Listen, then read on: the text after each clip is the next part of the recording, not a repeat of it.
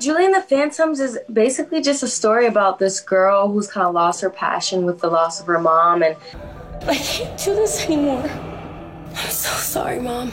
These three guys who, always had a dream of becoming a band, and just a story about how, they help each other find their purpose and achieve their dreams that they've always wanted to accomplish, but never knew that they could do it without the help of each other. I think the story of overcoming grief and being able to get back onto your path and live life to its fullest, that the only thing that, can get in your way is for you to forget that you have an imagination. And then the stories, I just thought they were diverse and an opportunity to have a Latinx leading lady and a Latin family at the center of the story with a diverse cast. I had never seen or heard anything like that before. I was at a time in my, high school as a freshman where I was kind of like, is this career for me? I was in for theater. I really wasn't liking it. I was always wanted to be into film acting, but there weren't really any roles out there that I knew that I could play. So when Julie and the Phantoms kind of appeared, I was like, wow, this is incredible.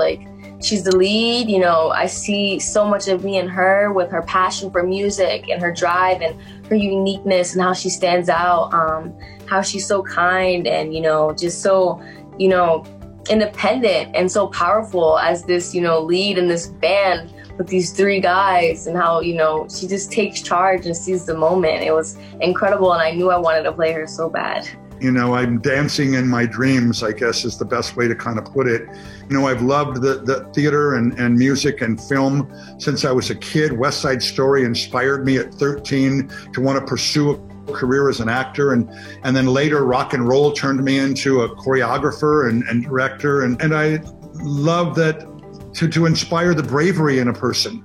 I like stories that have themes that resonate with young people, that give them hope and the ability to imagine for themselves, perhaps more than the world is giving them, and at the time.